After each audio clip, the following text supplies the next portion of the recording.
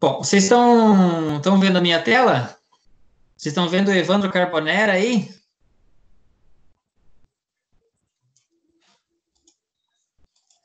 Vocês estão vendo um PowerPoint agora já denominado Ética e Responsabilidade Social e Educação Ambiental? Só alguém abre o microfone para dizer se sim ou não? Sim, Irodi. Sim. Beleza, show de bola. Então, vamos lá. Então, o tema que eu vou abordar hoje com vocês é o tema da ética, responsabilidade social e educação ambiental. E por que trabalhar esse tema aqui? De certa forma, tentar substituir um pouco dos nossos encontros presenciais e dar uma pequena pincelada sobre introdução à ética, breve história da ética, ética organizacional, ética e moral, debates e desafios, e ética e alteridade. Esses são eixos que depois vocês vão precisar preencher no Momento Review. O Momento Review desse mês de abril vai ser o mesmo do mês passado. Vai valer 80 pontos e 20 pontos vale das notas que vocês vão compor lá pela participação de vocês. Como que funciona a nota de participação? A nota de participação, ela é referente à barra de progresso de vocês. Se vocês conseguirem deixar verde a barra de progresso de vocês em 100%, os 20 pontos que vocês tinham sobre a nota de participação vão estar computados como 20 pontos. Se vocês tiverem a barra de progresso de vocês em 80%, a nota de vocês vai ser 8 vezes 2, ou seja, vai dar 1,6. E os outros 80 pontos, ele vai ser, nesse mês de abril, referente ao Momento Review, que é a mesma coisa que vocês fizeram no mês passado. Vocês vão ter alguns tópicos, se não me engano, são 12 ou 13 tópicos, que vocês vão falar sobre determinados temas. Os primeiros 4 tópicos são esses. O tópico breve história da ética, ética organizacional, ética e moral, debates e desafios, e ética e alteridade. Então, conforme eu for falando, também depois vocês vão poder aproveitar isso, para também fazer o resumo de vocês. Não necessariamente vocês precisam copiar aquilo que está lá naquilo que vocês vão estudar, do ponto de vista do conteúdo lá que está no ambiente virtual de vocês, também vocês não precisam copiar literalmente o que eu vou falar. Como de costume, aquilo que eu falo está fora daquilo que está dentro do sistema. O que está no sistema é uma coisa, o que eu falo enquanto aula é aula a partir dos meus conhecimentos, a partir daquilo que eu penso sobre determinados assuntos, e que com o conhecimento de vocês, vocês vão fazer a inter-relação, a ligação entre uma coisa e outra, tá? Então, esse é um pouco do processo. Avançando um pouco e falando sobre a história da ética, é interessante pensar aquilo que está no sistema de vocês, que diz o seguinte: a ética é o estudo das ações individuais dos homens, cuja finalidade consiste em elaborar uma orientação normativa para as ações humanas que seja estabelecida como bem. Então, se nós for olhar desse ponto de vista, nós vamos sempre dizer o seguinte: tudo que estiver relacionado à ética é preciso ter uma correlação com o bem. Para isso, tem algumas grandes teorias que se perpetuaram dentro da humanidade. Eu vou elencar aqui algumas teorias que se perpetuaram dentro da humanidade.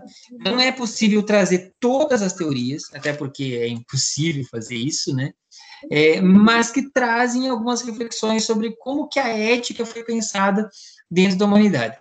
Se vocês querem uma dica-chave, a primeira é essa: sempre a ética está relacionada àquilo como bem, como bondade. Esse é o pressuposto da ética. Aquilo que é ético é porque é bom. Porém, não é bom, às vezes, para um. Ele tem que ser bom das ações humanas para o todo. Quando você desenvolve ações que perpetuam a característica humanidade, isso significa que você está criando ações éticas. Se você faz ações boas, mas que ela beneficia apenas para você, não significa que você está fazendo uma ação ética, tá? Então, essa é uma grande diferença que é importante fazer desde o começo. Então, nesse sentido, tem grandes pensadores já na humanidade. E os pensadores clássicos são a nossa orientação. E aí vocês vão me perguntar, mas por que os pensadores clássicos? Porque aquilo que os pensadores clássicos já disseram há muito tempo, que se perpetuou, significa que é bom, porque se perpetuou por ser bom. Então, nesse sentido, os pensamentos clássicos vão dizer assim, ó, o que já aconteceu e quais são as implicações daquilo que aconteceu. Bem como nós vamos agora, estamos vivendo nesse momento, dizer o seguinte, o que estamos vivendo e como que lidamos com esse momento de forma ética. E aí eu vou dar alguns exemplos. Bom, Sócrates dizia que quando que se conhece o bem, não pode deixar de praticar. Aspirar o bem e buscar a felicidade é a principal virtude dos seres humanos. Veja, Sócrates vai dizer o seguinte: se eu conheço o bem, eu só não vou praticar o bem se eu for um mau caráter. Se eu conheço o bem, eu devo praticar o bem. Para Sócrates, é impossível você conhecer o bem e não praticar o bem. Quando que você conhece o bem, você é levado, segundo Sócrates, a um grau de humanidade em que praticar o bem é uma premissa. Aspirar o bem e buscar a felicidade é uma virtude dos seres humanos. Nós vivemos numa sociedade que corrompeu com isso que o Sócrates pensava. Mas aquilo que o Sócrates fala, de certa forma, é um imperativo para nós pensar assim, ó, quando você está falando de coisas boas, você está falando de coisas éticas. Quando você pratica o bem, você está se praticando, fazendo uma ação ética, e assim por diante. Platão vai trazer uma outra perspectiva de que o mundo perfeito é o mundo das ideias. Ele vai já dizer o seguinte, nem sempre necessariamente eu consigo fazer coisas boas, eu consigo projetar coisas boas, eu consigo ter ideias boas, mas dificilmente eu consigo fazer coisas boas, porque a diferença entre a teoria daquilo que eu estou pensando, a ideia de coisas boas, ela é muito grande perto das nossas ações, que elas são impuras, que elas não são justas e assim por diante. Para isso, ele cria também, como forma de conhecimento, a alegoria da caverna, que não vai dar tempo de eu trabalhar aqui com vocês nesse momento, porque é muito complexo. Mas que basicamente é o quê? Diz assim, ó, nós precisamos buscar a luz, precisamos sair das nossas amarras e buscar a luz. E a luz vai estar na verdade, a luz vai estar na ideias, a luz vai estar nas nossas ações éticas. Sócrates e Platão. Isso também está lá no contexto de vocês. Aristóteles já vai dizer o seguinte, a ética é justiça, e justiça é equidade. Então, veja só o que ele está querendo nos dizer com isso. Que, de certa forma, quando você vai pensar ética, só é possível pensar ética se você pensa a justiça junto. Ele traz uma nova categoria para a ética. Ou seja, não é possível pensar ética sem pensar justiça. Se as minhas ações, elas são justas, elas são éticas. Diferente do que Sócrates e Platão estavam falando, que era a questão do bem e da bondade. Para Sócrates e Platão, ser ético seria ser bom. Para Aristóteles, ser ético é ser justo. E para você ser justo, você precisa trabalhar equidade. Então, vamos pegar um exemplo bem simples. Aconteceu uma ventania lá em Severiano de Almeida Carbonera. E nessa ventania, teve 10 casas que foram destelhadas. Entre as 10 casas que foram destelhadas, a pessoa que era mais pobre destelhou tudo. Da pessoa que era um pouquinho mais bem dotada de recursos, porque em Severiano dificilmente tem alguém que seja rico, né? Só pessoas que têm uma condição melhor, mas riqueza não se tem, né? E não estou aqui subjugando Mariano Moro, Severiano, muito pelo contrário, né? Porque não existem riquezas grandiosas na nossa região. E a pessoa que tinha mais recurso destelhou 10 folhas. E aí a prefeitura vai fazer um decreto no qual vai estipular que todas as pessoas que sofreram com a tempestade vão ter 10 folhas com base que o que tinha mais ganhou 10 folhas. Aí a pergunta é justo? Não, porque aquele que tinha bastante já e destelhou 10 folhas vai receber todo o seu reembolso. E aquele que já tinha pouco e perdeu tudo, vai ganhar pouquinho. Então, você não está sendo equitativo. Aqui também é um outro campo de debate muito grande. Mas só para a gente entender que para Aristóteles, quando você fala de ética, é preciso falar de justiça. Quando você fala de justiça, você precisa pensar equidade. Quando que nós vamos avançar um pouco e vamos lá para a Idade Média, nós vamos ter Santo Agostinho. Quando que Santo Agostinho vai trabalhar o que é preciso ser exemplo de moralidade? O que é um exemplo de moralidade? Um exemplo de moralidade, vou tentar aqui compartilhamento para vocês poderem me ver também, para não ficar só vocês vendo o slide. Quando você fala exemplo de moralidade, Santo Agostinho vai dizer o seguinte: é preciso primeiro arrumar o seu quarto para depois falar das outras coisas. Ou seja, se eu quero falar alguma coisa do outro, primeiro eu preciso arrumar a minha cama, a minha casa, o meu quarto. Eu não tenho como falar do outro, ou falar de outras coisas, sem primeiro dar o exemplo. E dar o exemplo é ser ético também, de certa forma. Então, nesse processo, o que Santo Agostinho vai nos dizer? A ética, ela está relacionada ao bem, e está relacionada ao bem, mas ela está relacionada às nossas ações morais, aquilo que nós conseguimos trabalhar como inspiração, como ser exemplo. Para Santo Agostinho, quando você tem o bem, quando você pratica o bem, você está com a presença de Deus. Se você pratica o mal, você tem a ausência de Deus. E isso está retratado nessa obra aqui, que é muito famosa, chamada Cidade de Deus. Nessa obra, Cidade de Deus, Santo Agostinho vai separar aqueles que falam de bem e aqueles que falam do mal, aqueles que praticam o mal. Porque Santo Agostinho também tem essa presença muito forte no seu conhecimento dos maniqueístas, que também é outro assunto de outra amplitude de aula para nós trabalhar o que é bem e o que é mal em Santo Agostinho, que não é o foco agora do nosso encontro. Passando um pouco mais à frente, nós vamos ter Immanuel Kant, que vem ali do Iluminismo, no século XVII. E o que Kant vai dizer? Olha, são algumas coisas assim, muito interessantes do ponto de vista, inclusive para nós que estamos fazendo faculdade.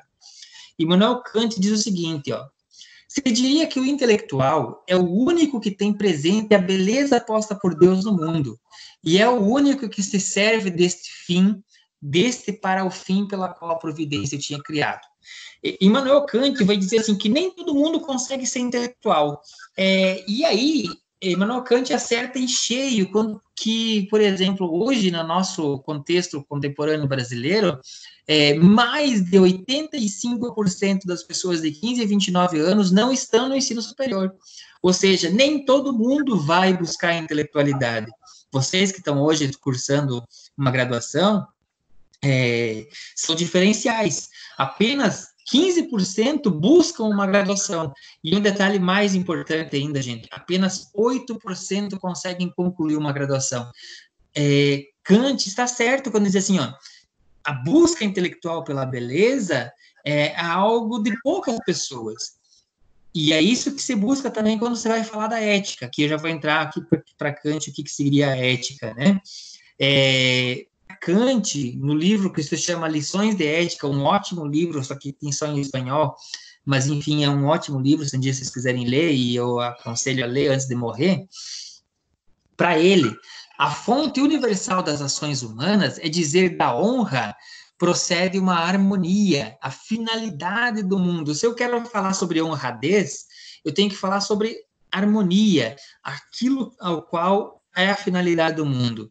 Para Kant, todos os homens são iguais e só possuem um valor interno de natureza superior àquele que é normalmente bom, moralmente bom. Entretanto, as ciências carregam princípios para melhorar a moralidade, ou seja, quem estuda pensa ações moral diferentes.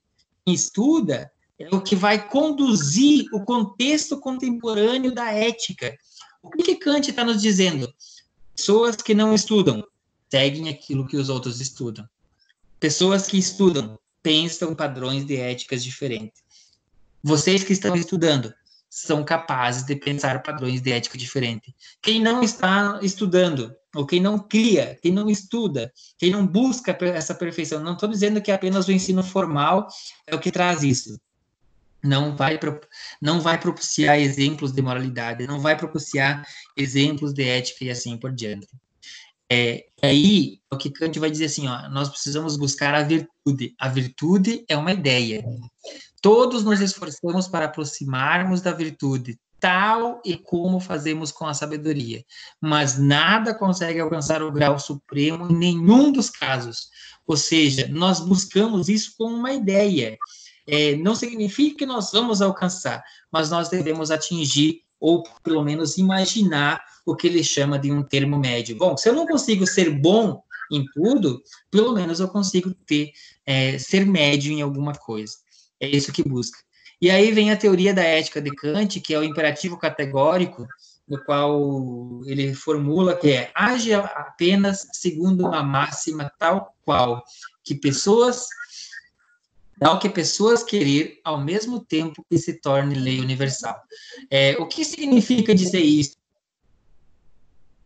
O que significa dizer isso? Significa dizer que, para Kant, ou você age de acordo com aquilo que se pode tornar uma lei universal, ou você não é ético.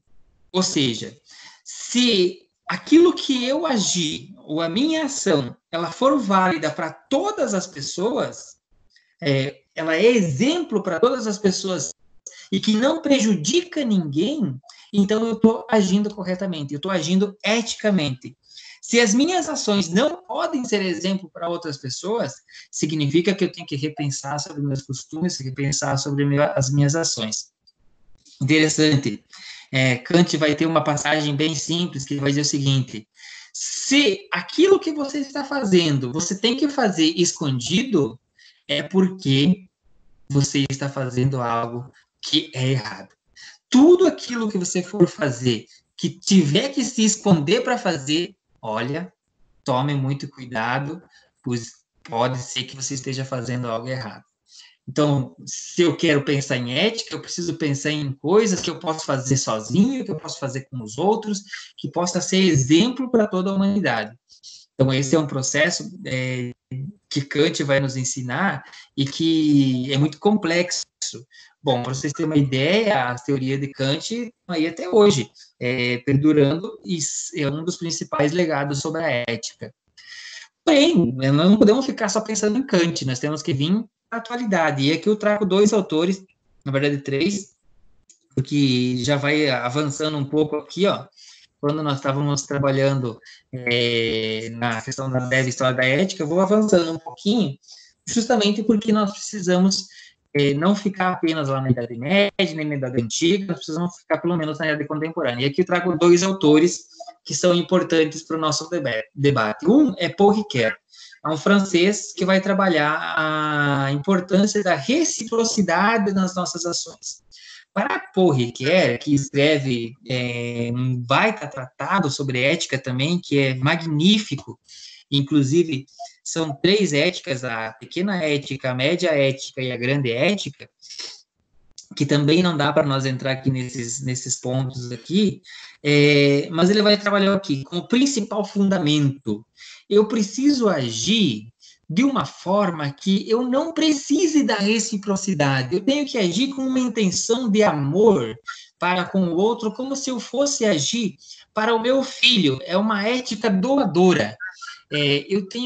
As minhas ações, elas devem ser movidas não pela reciprocidade. Eu vou dar um prato de comida para o pobre que agora está passando fome lá pela experiência do Covid, e eu espero que um dia ele me agradeça. Para Paul Ricoeur, isso não é ética.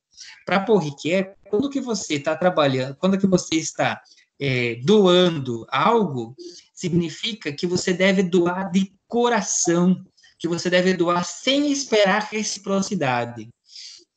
Essa, por exemplo, é uma das questões éticas. Quantos de nós fizemos alguma coisa sem esperar algo em troca? Por exemplo, citem-me algum exemplo que vocês fazem que vocês não esperam nada em troca. É muito difícil.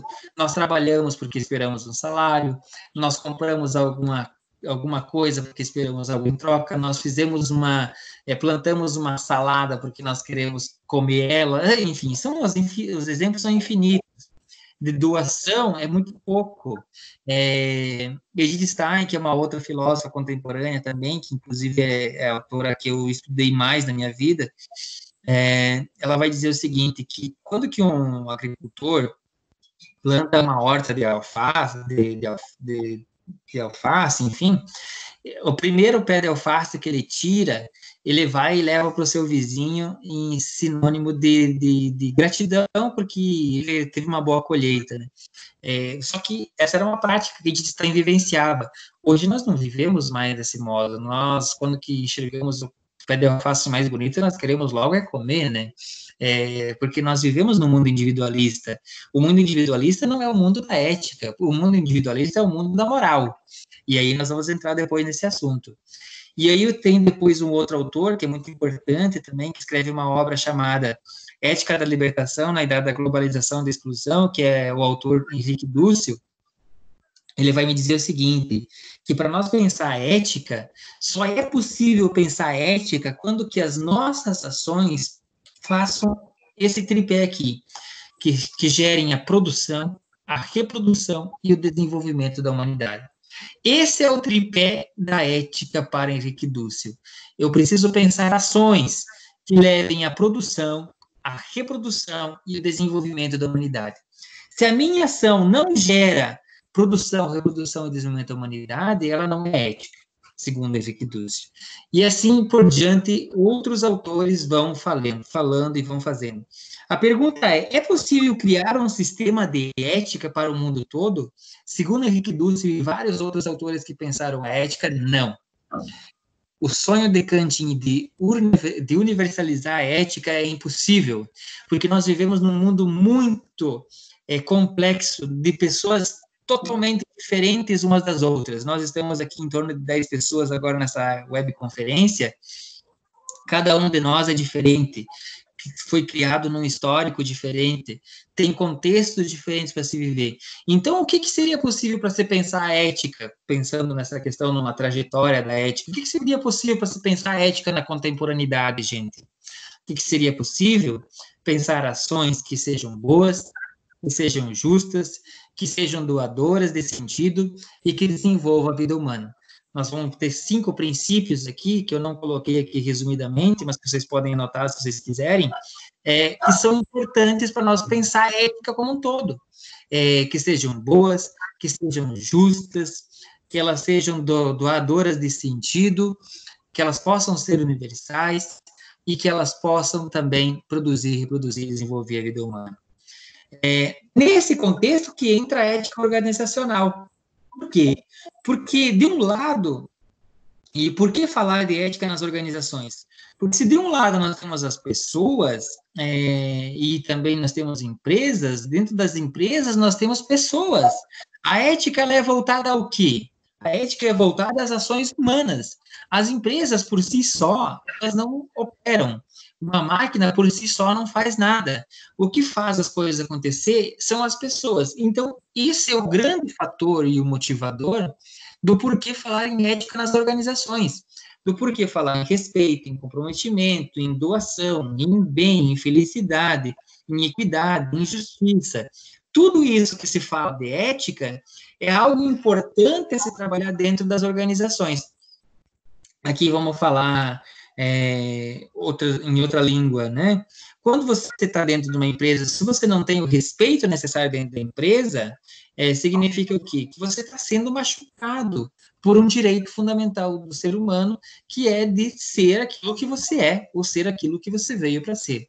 Então, a ética dentro das organizações é fundamental, é importantíssimo você falar de ética dentro das organizações, mas principalmente porque, e essa é a chave para o momento review de vocês, é importante falar de ética dentro das organizações porque as organizações são feitas de pessoas. Se vocês quiserem copiar e colar essa frase lá no textinho de vocês podem copiar e colar, que não vai ter problema nenhum. Tenho certeza que vocês vão ser muito bem avaliados. Falar sobre ética nas organizações é porque as organizações são feitas de pessoas. É impossível falar de ética não falar de ética dentro das organizações, porque é dentro das organizações que as pessoas convivem. Quando que a gente quer diferenciar, que é um ponto de vista que talvez aqui alguns tenham dúvida, né? O que é moral e o que é ética? Bom, é simples.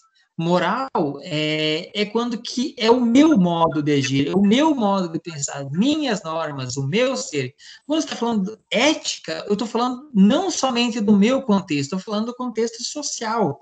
Estou falando de normas que elas façam valer para toda a sociedade, para um grupo, para um coletivo, ou seja, quando que eu trabalho uma moral, eu posso ter uma moral ou até seguir uma moral de alguém, mas eu estou falando do âmbito do meu pensamento, do meu subjetivo, que nós trabalhamos isso quando que nós pensamos lá comunicação e expressão. A moral, ela é muito mais subjetiva. A ética é quando a gente está trabalhando no coletivo, no todo da sociedade. Esse é o pressuposto. E aqui entra o ponto fundamental do tema que vocês vão ter aqui, que é um dos mais difíceis e complexos, é o de ética e alteridade. E o que significa essa alteridade aí, gente? Tá dando para acompanhar, pessoal? Tudo tranquilo? Alguém quer falar aí? Tá tudo bem? E? Tá me ouvindo? Oi, tudo bem? Ah, então tá bom. Tá dando para acompanhar? Sim, bem bom, bem bom. Então tá bom. E aí entra o que nós chamamos de ética e alteridade. A alteridade, pessoal, não tem como não referenciar Levinas. Eu não olhei ainda lá se o capítulo vai trabalhar Levinas ou não. Emmanuel Levinas é o autor que vai expor esse termo aqui da alteridade. O que significa alteridade? A alteridade é o pensar o outro como filosofia primeira. Significa dizer o quê?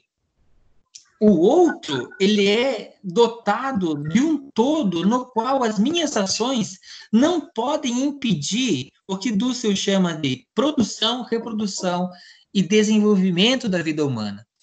Levinas cria umas figuras de linguagem própria. Por exemplo, ele vai dizer assim, ó, o rosto do outro é a exposição de algo profundamente humano, que nos escapa, mas toca do que o que vemos comumente, o que vimos com o nosso olhar cotidiano contaminado pode até atrapalhar a expressão mais íntegra e concreta desse rosto. O rosto, para Levinas, vou interromper aqui o compartilhamento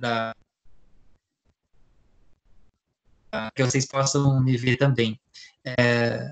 O que Levinas está querendo dizer, gente? Só para a gente ter uma noção. O que Levinas está querendo dizer? O rosto, o meu rosto aqui, ó, é a principal expressão da ética, porque o meu rosto, ele está nu. Ele mostra todo o meu ser perante vocês. Vocês conseguem me perceber desde a minha particularidade a partir do meu rosto. E o meu rosto, ele interpela uma ação ética para você. Por que, por exemplo, Levinas vai fazer algumas perguntas que o assassino dificilmente consegue olhar no olho da vítima? Por que quando que alguém está me pedindo comida, dependendo do jeito que ele me olha, eu tenho que dar comida? Porque o rosto, segundo Levinas, ele me chama para responsabilidade. O rosto do outro, ele aparece nu diante do meu ser e me chama para responsabilidade. E isso é uma das principais implicações éticas das quais nós vivemos. Então, quando que eu olho o outro, quando que eu vejo o outro no seu rosto, na sua expressão facial, segundo Levinas, eu não tenho como não ver esse rosto nu.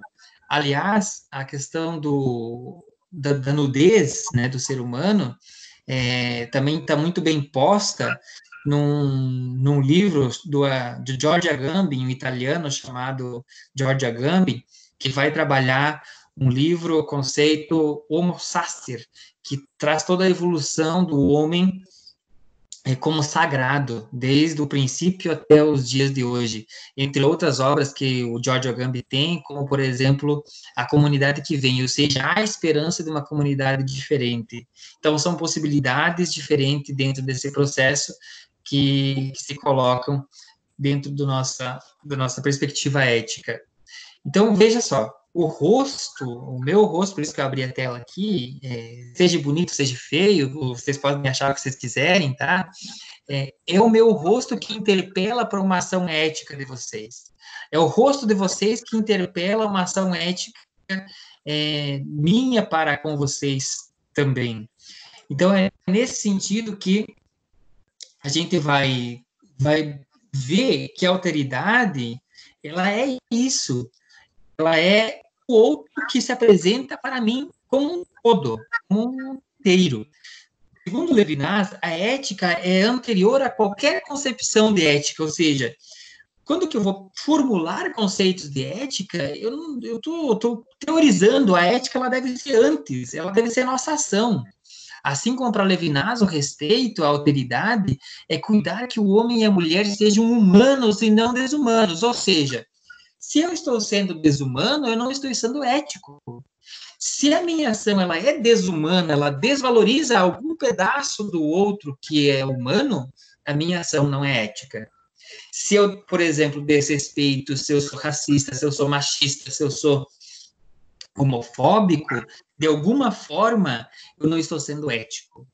Então, Levinas legitimou o papel, por exemplo, nesse sentido, singular do indivíduo para reconhecer os direitos humanos como referência ética.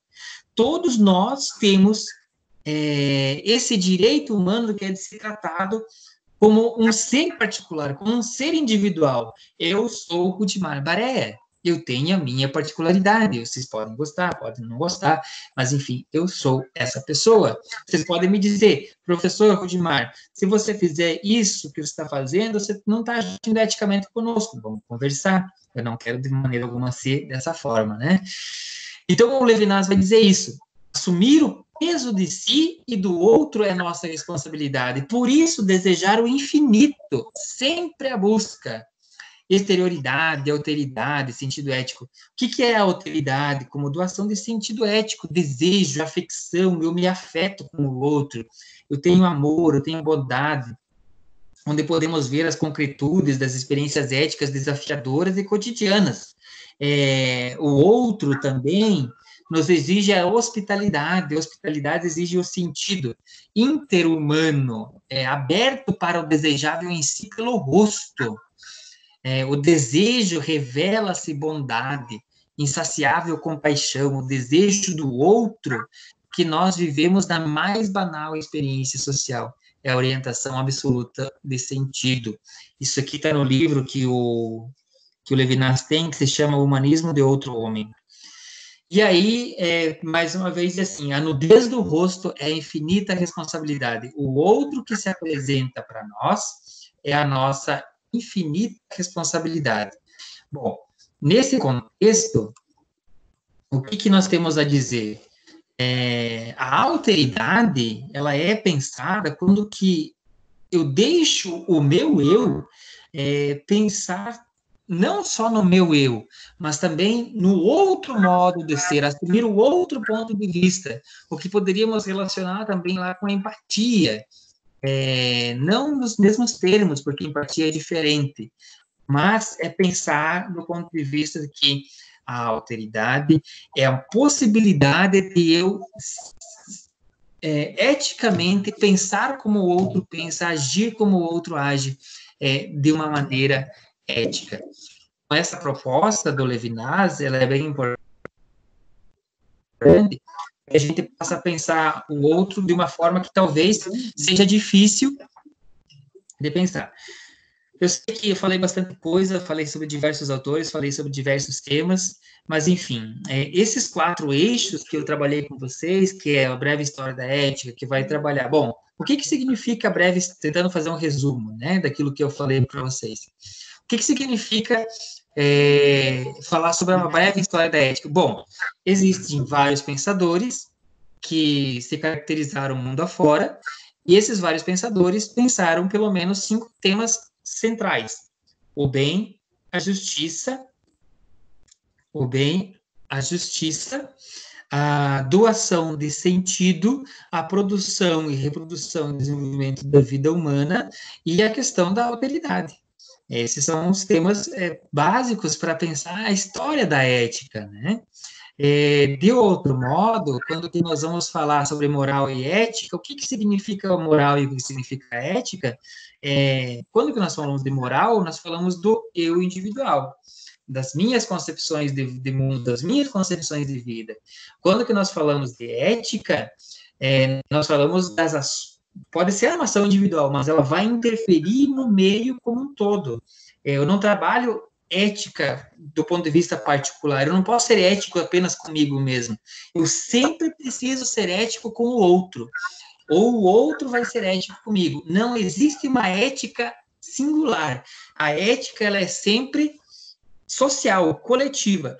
Agora, a moral, ela pode ser particular, a moral, ela pode ser individual. Talvez isso seja difícil de compreender no primeiro momento.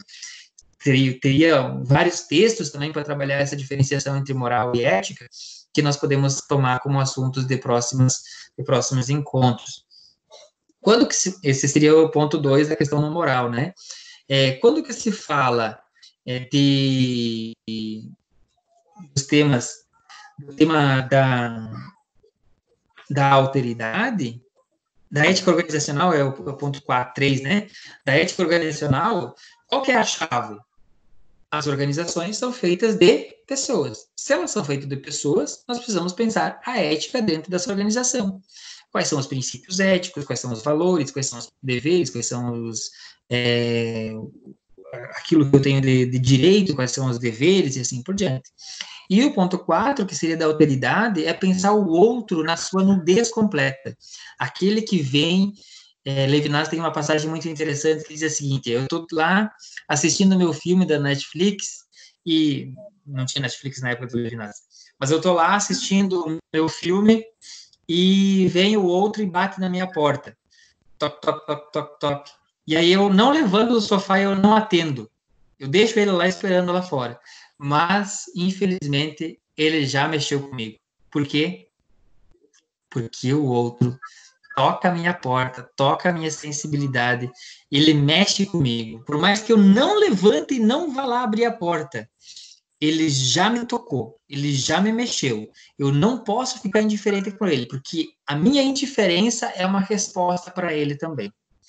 Então, são alguns temas, assim, bem loucos, né, para pensar a ética.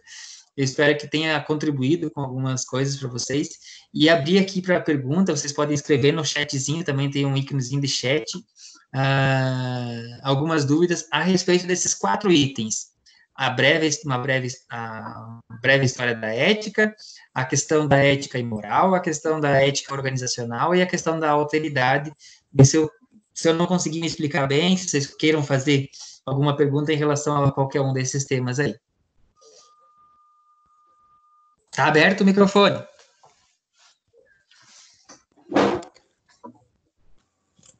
Rudi, eu vou fazer um comentário, que daqui a pouco tu pode explicar para o pessoal também, que muitas vezes pode existir um conflito, né, entre a moral e a ética.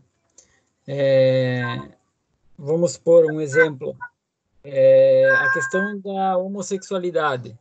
Você tem talvez um princípio moral que pode contrariar alguma coisa para ti, mas eticamente não, né? Eticamente não contraria, mas moralmente para você, indivíduo, como individual, acaba contrariando isso para algumas pessoas, e é por isso que muitas vezes a gente tem ideias ou debates diferentes nessa questão. O que você acha dessa questão aí, desse choque que pode acontecer entre a moral e a ética? Você pega na saída. Tema difícil, né, Carbonera? Mas veja só, qual que é a diferença da moral e ética, por exemplo, nesse assunto que o Carbonera levanta?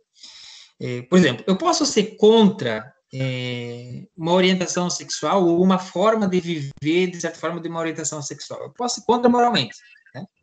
Agora, o que moralmente está tudo certo.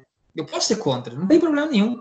Agora, o que interfere isso? Quando que as minhas ações e as minhas atitudes, elas são externadas. A ética, ela está ligada às atitudes e às ações executadas. Quando que eu apenas crio conceitos moralmente, não significa que eu faço ações. Eu não sei se dá para tentar ver essa diferença.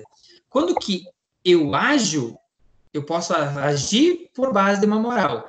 Mas se a minha moral ela não for ética, ela não é ética. Eu posso ter morais que não sejam éticas. Nesse sentido, quando que eu vou agir eticamente, eu só posso agir de forma ética. Se eu quiser pensar na ética, eu posso agir de forma que não seja ético e seguir a minha moral do meu jeito, do meu estilo. Mas quando que eu estou agindo, a minha moral ela é ética ou não é ética? A minha ação ela é ética ou não é ética? Ela pode ser uma moral que para mim seja, mas não, ela vai ser ética na ação.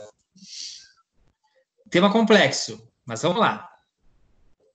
Vocês podem escrever no chatzinho também, gente.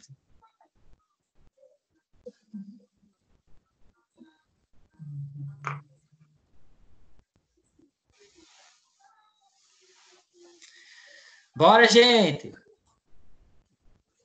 Quero ver vocês participar aí.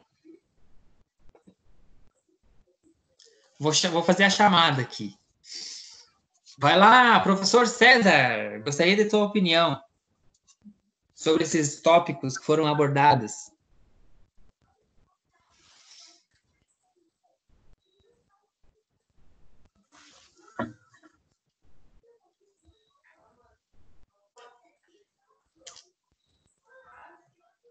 Ninguém vai falar? Só o Evandro?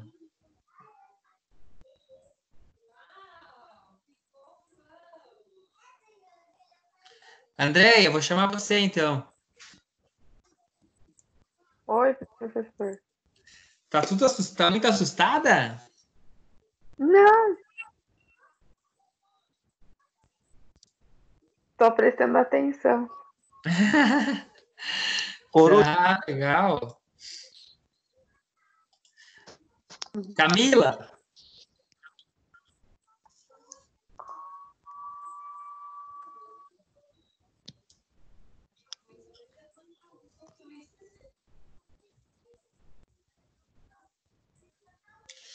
A Eduarda está fazendo uma pergunta que tu não quer fazer no microfone, Eduarda? A pergunta da Eduarda é assim: mais sobre uma das matérias que estudei, princípio da ética se considera livre? Então, olha só, é impossível elencar princípios da ética, porque nós podemos dizer que os cinco elementos que eu elenquei com vocês, eles sejam princípios da ética. Mas vamos pegar a fundo, tá? Eu não entrei em detalhes. Por exemplo, quando se fala bem e mal, o que significa bem e mal? Eu vou dizer assim, todas as ações para serem éticas têm que ser boas, tá bom? Eu concordo contigo, concordo com todos vocês. Toda ação, para ela ser considerada ética, ela tem que ser boa. Mas, o que significa boa dentro de um contexto em que as pessoas vivem? Exemplo, não muito tempo atrás, há 200 anos atrás, vamos colocar aqui, a escravidão era legal dentro do contexto político, educacional e assim por diante. Nesse sentido, a escravidão naquele tempo era boa, era considerada justa, não teria problema nenhum. Então, nesse sentido, nós não podemos criar princípios de ética, porque se eu crio princípios de ética, eu preciso detalhar mais. Qual que é a nossa ação, qual que é a nossa atitude, então, para pensar a ética, na minha opinião? Sempre pensar naquilo que não vai ferir a humanidade. As minhas ações não podem ferir a humanidade do outro. E é por isso que, até hoje, o que se chegou como princípio suma da ética, de que a alteridade é o ponto é o ápice da ética, quando que eu faço ações para com o outro e que eu respeito as suas particularidades, tanto da produção, reprodução e desenvolvimento da vida humana. Então, Eduarda, é difícil pensar por princípios da ética. Isso é muito difícil, tá? É possível você elencar alguns princípios, mas eles podem ser variáveis, então nós temos que ter alguns cuidados. A Mila está me perguntando aqui, Rude, a ética é diferente nas relações pessoais ou nas relações corporativas? Depende. Depende porque eu sei o que é o seguinte, para uma determinada empresa, quando ela constitui um código de ética dentro da empresa, ela constitui uma norma na qual as pessoas devem agir dentro daquele código de ética, beleza? Ali está certo. Da sociedade como um todo, pode ser que aquele código de ética ele não seja válido, ele não seja universal. O que significa dizer isso? Às vezes, o que se pratica dentro de uma empresa, se se praticar no universo de todas as pessoas, não vai ser respeitoso para com os demais. Vou tentar dar 2 exemplos. Dentro de uma empresa lá que ela tem um código de ética X, eles estão lá num nível super desenvolvido de intelectualidade. E aí vamos expandir esse código de ética da empresa X, que tem um nível super desenvolvido de intelectualidade, para todo o resto da humanidade. O que vai acontecer? As pessoas que não têm aquele conhecimento não vão conseguir agir dentro daquele contexto ético. Então, não se aplica aquilo que se tem dentro de uma corporação para como todas as relações pessoais. Então, dentro de uma corporação, nós temos uma ação que está baseada num código de ética acordado com os funcionários de determinada empresa. Quando que nós estamos na sociedade como um todo, nós devemos seguir princípios básicos que dizem respeito às constituições federais e que não firam a dignidade do outro, tá? Então, é um pouco difícil também a tua pergunta, mas é muito nesse sentido. Dentro de uma empresa, eu posso criar um código de ética, eu devo criar um código de ética que oriente e norteie as ações dos funcionários, mas fora das empresas, não necessariamente aquele código de ética ele é válido. Ele é válido para as empresas que estão lá dentro, para as pessoas que estão dentro da empresa. Pode algumas coisas de lá de dentro servir para fora, mas não necessariamente vai servir, tá? Professor César, o sinal na internet está muito ruim, por isso não consigo participar com perguntas. Bora lá, vamos para outras colocações. Eu gostaria de ver o rosto de vocês aí.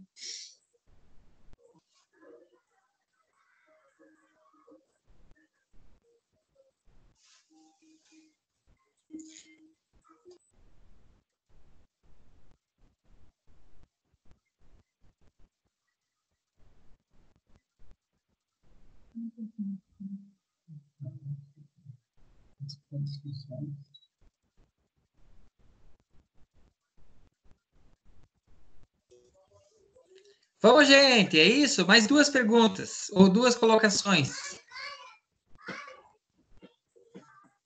Elisângela. Oi. Como é que tá? Tudo bem? Tudo, tô só prestando atenção. Ah, então tá bom. Não tem nenhuma colocação, nenhuma dúvida? Viu, Rudinho? Fala, Emerson. Estou aqui acompanhando aqui.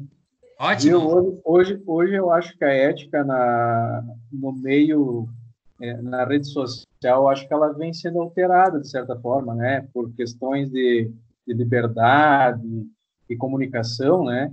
Talvez os pensamentos nesse sentido também vêm sendo alterados em questão de ética, né? O que tu pode me ajudar nesse sentido? Sim, é que na verdade, assim, o que é importante vocês colocar lá, isso serve como um dos tópicos lá da breve história da ética. Há uma mudança de comportamento das pessoas que ela tem uma sequência, não tem como você se comportar de certa forma igual, né? Então, hoje, por exemplo, essa questão da ética, da ética na internet, é algo muito complexo de você trabalhar. Olha quantas fake news que se tem por aí. É ético espalhar fake news? Não, né? Acho que não, né? Mas Não. se espalha ou não se espalha? Nós contribuímos ou não contribuímos? Essa questão da internet tem sido motivo de muitas discussões. Por exemplo, eu não sei se vocês sabiam, não sei se alguém aqui de vocês assiste ou assina a Netflix, mas tem um filme, por exemplo, que se chama Privacidade Hackeada, de uma empresa que fez a campanha eleitoral do Donald Trump, e que ela começou a coletar dados das pessoas sem as pessoas saberem. E sem as pessoas saberem, elas coletaram os dados, por exemplo, de todas as pessoas dos Estados Unidos, mesmo que elas nunca tiveram nem entrado, nem colocado nem e-mail, nem nada. Significa o quê? Significa que eles buscaram dados pessoais sem a tua autorização. E mesmo aquelas pessoas que autorizaram, por exemplo, quando vocês vão baixar um aplicativo, hoje em dia todo mundo tem um celular mais ou menos bom. Para você ter um celular bom e você ter acesso aos aplicativos que o celular tem, o que você tem que fazer cada vez que você baixa um aplicativo? Permitir que ele tenha acesso às tuas fotos, que ele tenha acesso à tua localização, que tenha acesso aos teus vídeos, que tenha acesso a tudo de você. Ou seja, você não tem mais privacidade. Isso é ético ou não é ético? A pergunta permitir, sim. A pergunta, sim. Sim. Agora, como eles fizeram lá, não, né? Exatamente. Nesse sentido, assim, o que eles vão fazer com os nossos dados, por exemplo? A gente não sabe. Não sabe. A gente não tem domínio também sobre isso, né? Então, é um pouco nesse sentido, assim, que dizer que, sim, muito está em evolução, muito vai mudar. E é por isso que a ética ela não é fixa. Não tem como ser fixa. Isso é muito importante. A pergunta nesse sentido, Emerson. Sim. A ética, ela é mutável, porque as pessoas mudam também. A história muda, os contextos mudam. O que era ético, isso que também vem de encontro com a pergunta da Eduarda, porque o que era ético há um tempo atrás pode ser que hoje não seja mais ético, porque o nosso contexto nos dá outras dimensões.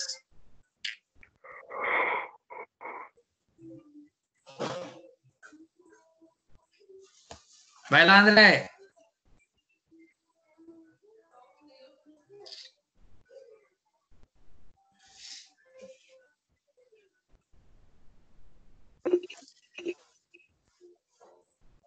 Alô?